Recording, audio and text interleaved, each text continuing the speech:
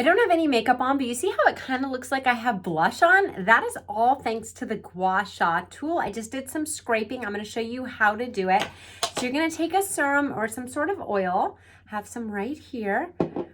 I usually just put it in my hand, and then I'm going to apply it to my face and to my neck. You can also scrape your entire body if you want, and then you can do them 2 at a time. You could do it 1 at a time, and you just do a nice scraping motion. That's going to help with lymphatic drainage. It's going to help with the blood flow. You can see how it kind of brings that rosiness to the surface. I did my neck earlier. Go down the sides, down the sides. So you kind of go up and then down. And that's all you do. You can also take this and just put it under your eye. It's super soothing. So there's many ways you can use it. It's so simple to do. They've been using these for centuries, and I think you're gonna really like it as well.